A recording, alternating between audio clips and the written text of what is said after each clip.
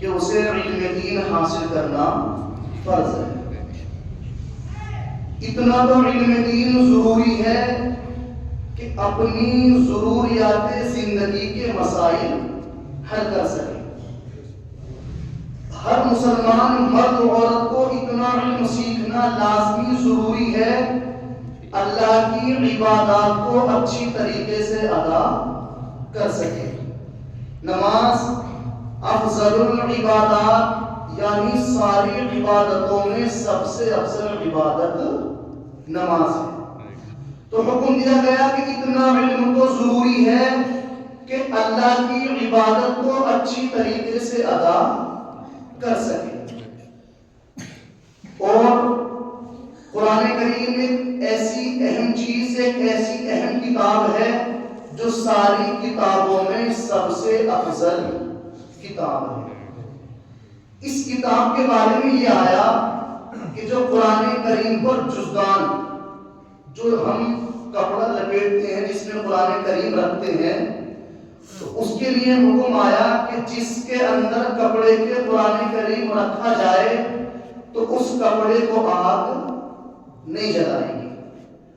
تو حکم دیا گیا کہ جس حافظ کے سینے کے اندر قرآن ہو، کتنی افضل کتاب ہے، جس حافظ کے سینے کے اندر قرآن موجود ہو، اس نے قرآن کو یاد کر لیا، اب اس حافظ کو جہنم کی آگ کیسے جلائے؟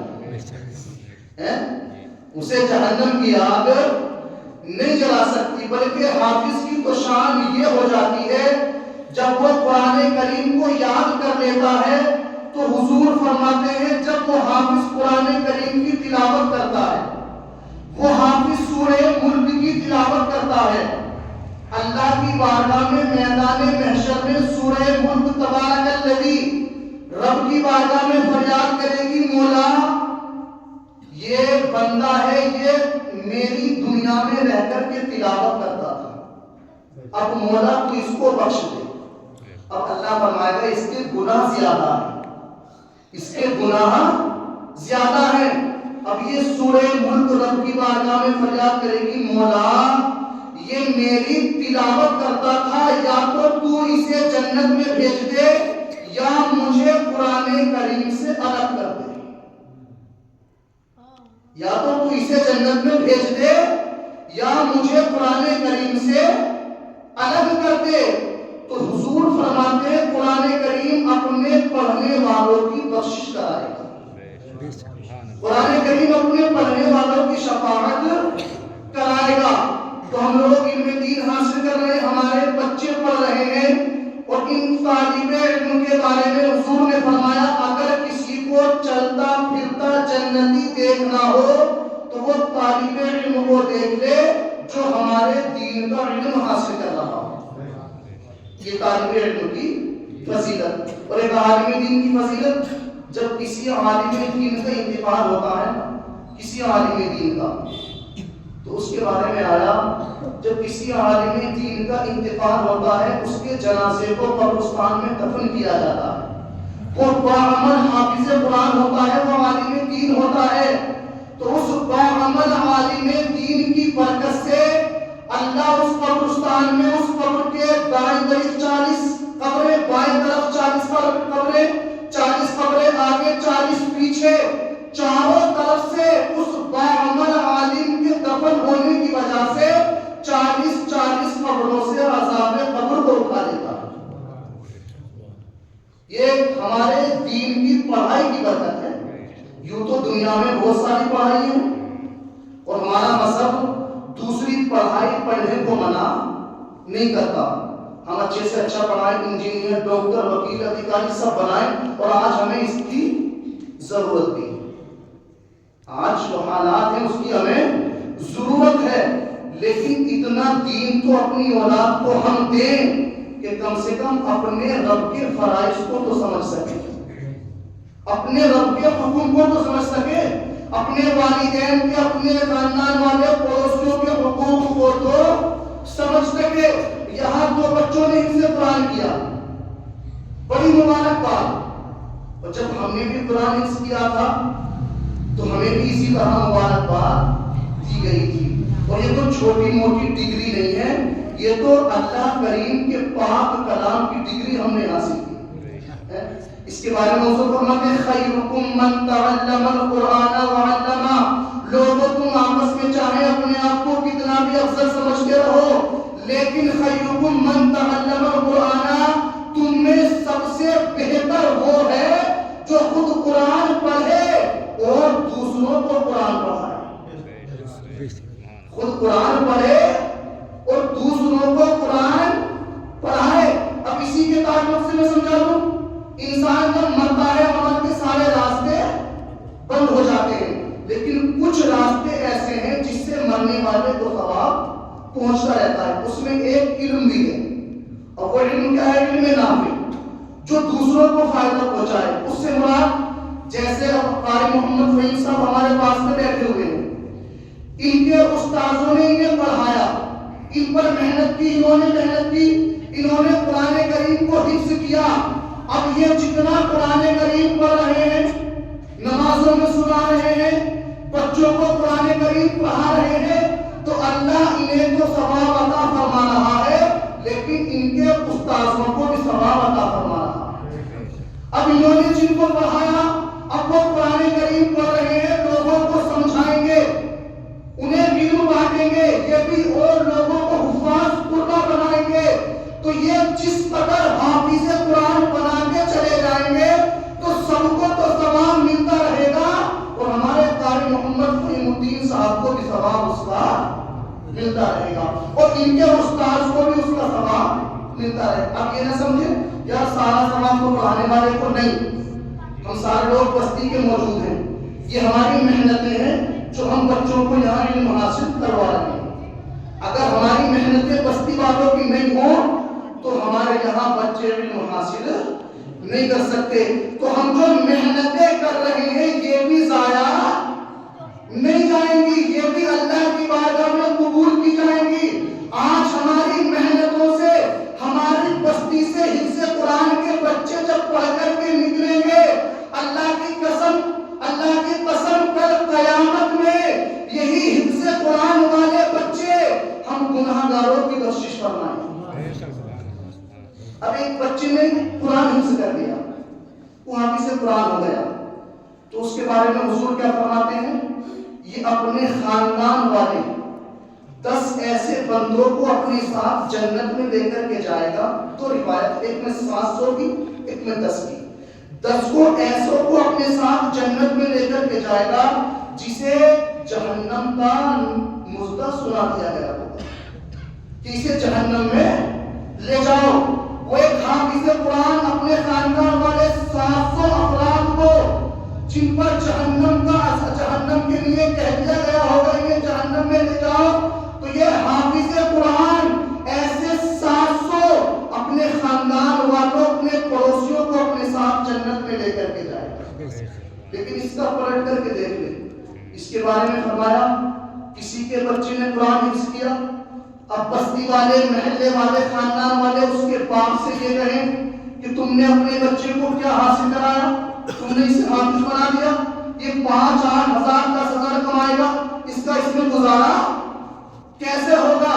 اس کے خاندان والے یا پڑوس والے جب اس طرح اس بچے سے کہیں گے کہ تم نے قرآن حفظ کیا تو کتنا کمائے گا، 5، 10,000 تیرا اس میں گزارا نہیں ہوگا۔ اس کے ماں باپ سے کہیں تم نے اپنے بچوں کو کیا پڑھا دیا، ان کا تو اس پڑھائی میں گزارا نہیں ہوگا۔ تو جو اس طرح اللہ کے دین کا مذاق اڑائے، بھائی جب جس نے قرآن حاصل کر لیا اس پہ طنز کسنا یہ اللہ کے قرآن کا مذاق اڑانا ہے۔ تو فرمایا ایسا بندہ جو اس کے ماں باپ سے، اس بچے سے اس طرح کی باتیں کہے گا، اس کا دل توڑے گا، تو اللہ ایسے بندے کی بخشش نہیں فرمائے گا۔ کس وجہ سے؟ کہ میرے ایک بندے نے میرا قرآن حفظ کیا اور تو اس کی مذاق اڑا رہا ہے، تو میرے قرآن کو اتنا ہلکا بتا رہا ہے، جبکہ قرآن ساری کتابوں میں سب سے افضل کتاب ہے۔ مختصر سی بات یہ، اس کی علم کی بڑی فضیلت ہے۔ لوگوں نے بادشاہ سنبھالتے ہوئے بھی قرآن حفظ کر لی، کس کی خاطر؟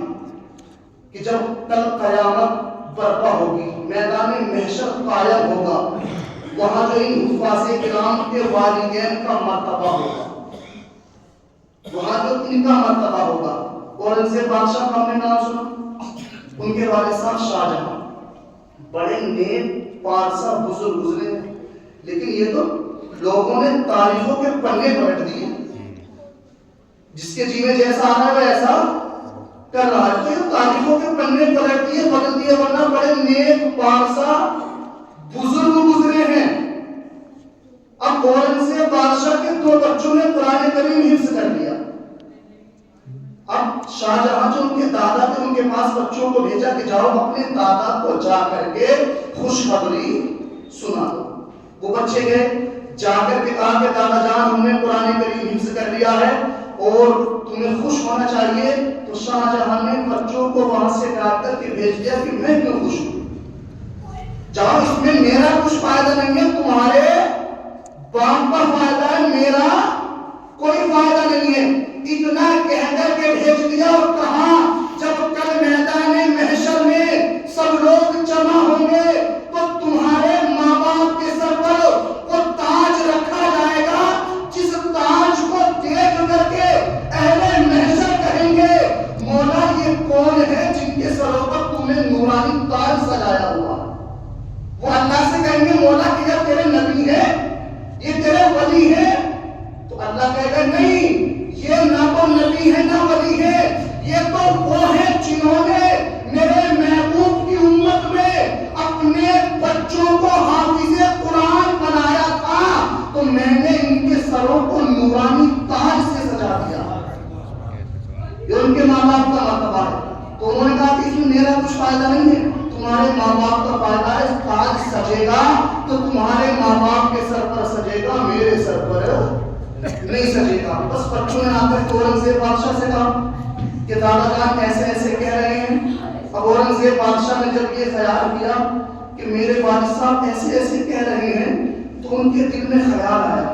اب دیکھیں آج ہمارے پاس میں نمازیں پڑھنے کے لیے وقت نہیں، اللہ کی عبادت کرنے کے لیے ہمارے پاس میں بے شمار بہانے ہیں، لیکن وہ بادشاہ سلطنت کو سنبھالتے ہوئے جب انہوں نے جواب سنا اپنے والد کا کہ میرا کچھ فائدہ نہیں ہے، تمہارے ماں باپ کا بہت فائدہ ہے، تو اورنگزیب بادشاہ نے اتنی محنت کی، اتنا جذبہ دل کے اندر پیدا ہوا، اپنی سلطنت کو سنبھالتے ہوئے 6 مہینے کے اندر پورے قرآن پاک کو حفظ کر دیا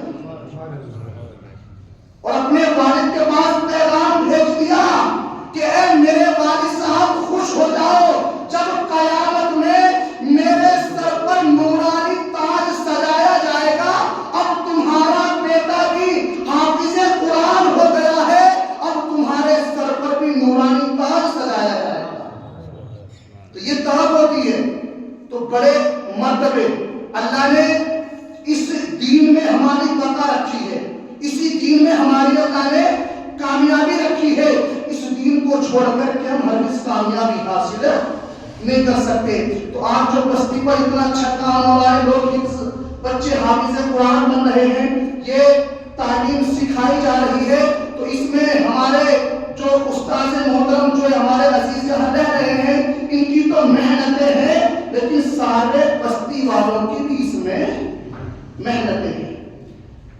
تو ایک انسان اپنی سب چیز چھوڑ کر کے ان بچوں کو دین پڑھا رہا ہے، اپنا گھر بار چھوڑ کر کے، کس لیے؟ کہ ہمارا دین آگے بڑھے، ہمارے دین میں حفاظ پیدا ہوں، ہمارے دین میں قرآن کریم پڑھنے والے پیدا ہوں، ہمارے دین میں عالم پیدا ہو، تاکہ ہمارا دین اور زیادہ مضبوط ہو جائے. ایک چیز اور یاد رکھیں، جب کوئی کسی قوم کو تباہ کرنا چاہتا ہے نا، وہ پاور میں ہو تو سب سے پہلے اس کے رہبر کو تباہ کرتا ہے، انہیں اپنے کنٹرول میں کرتا ہے. اگر جب لوگ دین کے اوپر سازشیں کرتے ہیں نا تو سب سے پہلے وہ علماء پر کنٹرول کرتے ہیں کہ اگر یہ ہماری پکڑ میں آ گئے نا تو پھر باقی قوم ہماری پکڑ میں آ جائے گی. بڑا احسان ہے جو آج بھی سنبھالے ہوئے ہیں. دیکھتے نہیں اتنے اتنے بڑے نام جو مفتی سلمان اظہری جیسے نام اگر وہ میدان میں آ جائیں تو کیا سے کیا کر دیں. تو بڑے مرتبے اسی دین میں اسی طرح محنت کرتے رہیں. جیسے بچوں کے اوپر محنت کی جا رہی ہے ان کی طرف اپنی توجہ رکھیں, اور جو استاد پڑھا رہے ہیں وہ بھی اسی طرح محنتیں کرتے رہیں, ان کا بھی دھیان رکھا جائے. وہ بڑی محنتیں کرتے ہیں, اپنا دن رات ایک کر کے ان بچوں کو قرآن کی تعلیم حاصل کراتے ہیں. اگر ہم ان تعلیم حاصل کرانے والوں کو نہیں سمجھیں گے تو کوئی غیر آ کر کے تھوڑی سمجھے گا. قرآن کریم کو ہمارے سینے میں بسا دے میرے مولا, قرآن کریم کو ہمارے سینے میں بسا دے میرے مولا. میری قوم سوئی ہوئی ہے اسے جگا دے میرے مولا, میری قوم سوئی ہوئی ہے اسے جگا دے میرے مولا. اور مسلمانوں جہالت چھوڑ دو بیدار ہو جاؤ. یہ شاعر نے ہمارے ضمیر کو کھجوڑا ہے. مسلمانوں جہالت چھوڑ دو ہوشیار ہو جاؤ, مسلمانوں جہالت چھوڑ دو بیدار ہو جاؤ, پڑھاؤ اپنے بچوں کو علم دین, ہوشیار ہو جاؤ. یہی دین ہمارا ہے. میرے آقا فرماتے ہیں کہ جیسے لوہے کو زنگ لگ جاتا ہے نا تو ایسے ہی انسان کے دل کو بھی زنگ لگ جاتا ہے, ایسے ہی انسان کے دل کو بھی. تو صحابہ نے عرض کیا یا رسول اللہ تو لوہے کو تو ہم کسی نہ کسی چیز سے دھو کر کے صاف کر دیتے ہیں, اب یہ جو ہمارے دل کو زنگ لگا ہوا ہے اسے کس چیز سے دھوئیں؟ تو آقا نے فرمایا قرآن کی تلاوت کرو, یہ قرآن تمہارے دل کے زنگ کو دھو دے گا. تو کم سے کم ہم اپنے بچوں کو حافظ قرآن بنائیں. انہیں نہ بنا سکے تو جو ہمارے بچے اور باہر سے آ کر کے تعلیم حاصل کر رہے ہیں نا ان پر اپنا پیسہ خرچ کریں تاکہ وہ پڑھ جائیں اور ان کے پڑھنے کی وجہ سے ہمیں بھی ثواب ملتا رہے. اسی قوم کے بارے میں آقا نے فرمایا العلماء ورثۃ الانبیاء, یہ جو علماء ہیں یہ انبیاء کے وارث ہیں. اب کوئی نبی نہیں آئے گا, ہمارے نبی آخری نبی, اب کوئی نبی نہیں آئے گا. اب اس امت کو سب سے بہتر کہا گیا, بس آخری بات بتا رہا ہوں, اس امت کو سب سے بہتر کہا گیا کہ ساری امتوں میں سب سے بہتر یہ امت ہے. اور اس امت کی شان بھی یہ ہے دنیا میں سب سے آخر میں آئی ہے, جنت میں یہ امت سب سے پہلے جائے گی. اب کس وجہ سے اسے بہتر کہا گیا؟ قرآن میں رب نے فرمایا کنتم خیر امۃ اخرجت للناس. اللہ فرماتا ہے کہ پچھلی جو امتیں گزری ہیں ان میں نبیوں نے یعنی لوگوں کو سمجھایا ہے, انہیں نیکی کا حکم دیا ہے, انہیں گناہوں سے روکا ہے.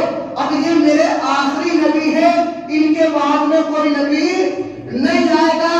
اب یہ میرے محبوب کے امت کے علماء ہیں جو نبیوں کا کام کریں گے, یعنی یہ لوگوں کو نیکی کا حکم دیں گے اور انہیں گناہوں سے منع کریں گے.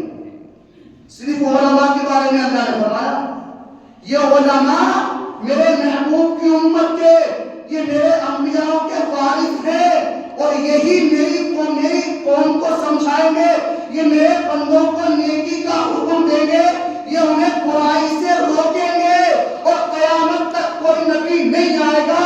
یہی عالم دین اس قوم میں پیدا ہوتے رہیں گے اور لوگوں کو گمراہ ہونے سے بچاتے رہیں گے. جب دین ہوگا, علم ہوگا تو انشاءاللہ گمراہ بھی نہیں ہوں گے. قرآن ہم پڑھیں گے, پڑھائیں گے, ہم ساری بستی مل کر کے محنتیں کریں گے, اللہ یہاں بھی اجر عطا فرمائے گا, اللہ ہماری قبر بھی روشن فرمائے گا اور اللہ ان حفاظ کرام کی برکت سے میدان محشر میں ہمیں کامیابی عطا فرمائے گا. علماء دین کی برکت ہے, جہاں ان کا قدم پڑ جائے حضور فرماتے چاہے کہ عالم دین اپنا قدم رکھے اللہ اس مقام میں برکتیں نازل فرما دے. تو ہم ان سے پیار کریں, محبت کریں, کم سے کم یا تو علم حاصل کریں یا پھر جو علماء ہیں ان سے محبت کریں. ان سے محبت کریں گے تو دین کو آگے بڑھے گی اور اس میں علماء پیدا ہوں گے جس سے ہمارا فائدہ ہوگا, دین بھی مضبوط ہوگا, پرچم اسلام بھی بلند و بالا ہوگا اور انشاءاللہ محمد کی امت کا ہر طرف بول بالا ہوگا. خیرکم من تعلم القرآن وعلمہ, تم تم میں سب سے بہتر وہ ہے جو خود قرآن پڑھے اور دوسروں کو پڑھائے. کلمہ شریف پڑھیں لا الہ الا اللہ محمد رسول اللہ صلی اللہ علیہ وسلم.